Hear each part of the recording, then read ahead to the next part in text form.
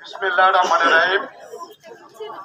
প্রিয় ঈশ্বরদীবাসী, ছাত্র, যুবক, স্কুল কলেজের আমার ছোট ছোট মামনিরা, রাজনৈতিক ব্যক্তিত্ব, সামাজিক ব্যক্তিত্ব, ব্যবসায়িক ব্যক্তিত্বরা এখানে এসেছেন। কেন এসেছেন?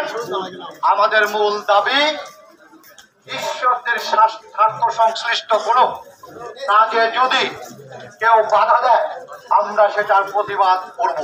এই প্রতিবাদের কারণে আমরা আজ এখানে একত্রিত হয়েছি, কারণ এই স্বৈরাচারী শেখ হাসিনা, গণহত্যাকারী, গণদীক্ষিত যে সকল লোকজন 16 বছর ধরে বিভিন্ন প্রতিষ্ঠানে তাদেরকে নিয়োগ দিয়ে উচ্চ উচ্চ আসনে বসাচ্ছেন, তারা এখনো ষড়যন্ত্র করে যাচ্ছে। তারা চাচ্ছে বাংলাদেশটা একটা নৈরাজ্যের দিকে যায়।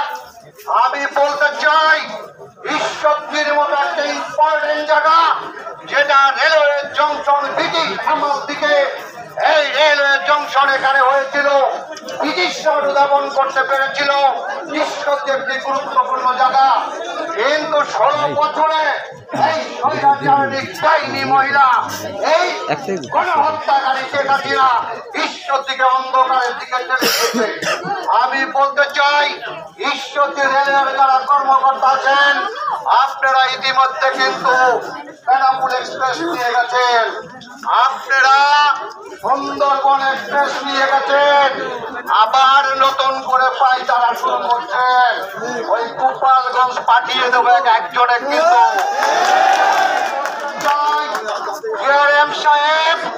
জিএম সাহেব ওই শেখ হাসিনার সকল কিছু বাস্তবায়ন করার চেষ্টা করেন না, হাড্ডি মাংস থাকবে না।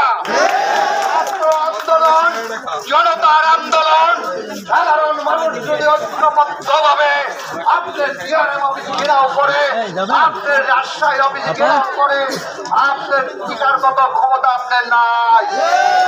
শেখ হাসিনা যদি চোরের মতো বলায়, আর আপনি তো আমাদের কাছে কিছু মনেই করি না।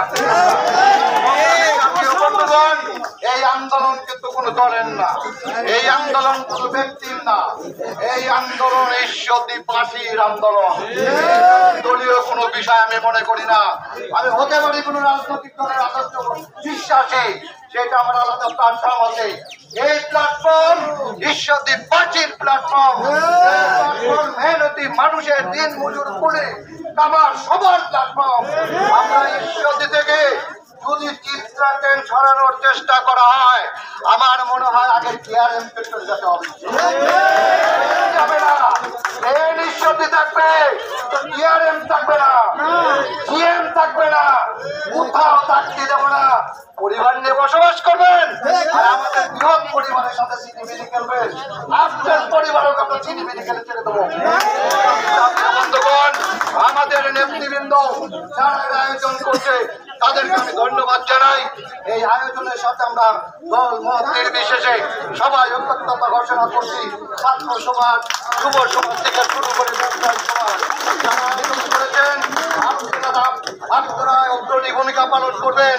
আমরা যারা রাজনীতিবিদ আছি, সমাজসেবক আছি, ব্যবসায়ী আছি, ছাত্র আছি, পুলিশ আছে, হুজুর আছে, দিন মজুর আছে, আমরা আপনাদের সাথে আছি, সাংবাদিক আছে, সবাই আপনাদের সাথে আছে।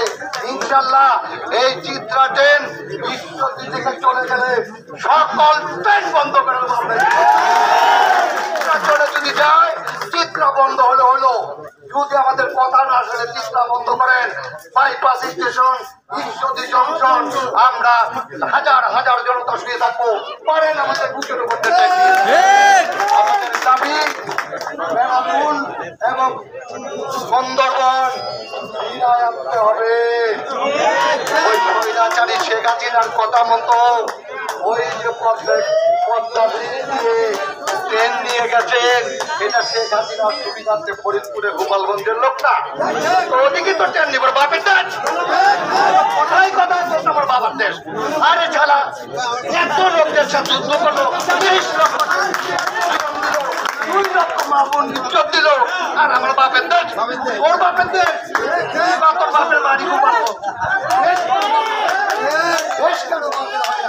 সংগ্রামী সাথী ও বন্ধুগণ, আমি বলতে চাই এই বাপের দেশ করে আমাদের দেশটাকে একদম ভারতের দাস বানিয়ে ছেড়েছিল। বর্তমানে ছাত্র জনতার ঐক্যবদ্ধ আন্দোলনে, জুলাই আগস্টের আন্দোলনে এদেশ দ্বিতীয়বার স্বাধীন হয়েছে। সেই সকল আগস্ট শহীদদের প্রতি আমি গভীর শ্রদ্ধা নিবেদন করছি এবং মহান সৃষ্টিকর্তা তাদের জন্য বেস্তে নসিব করেন। আর যারা এই আন্দোলনে আমার সন্তান, আমার ভাই, আমার দিন মজুর, আমার কুলি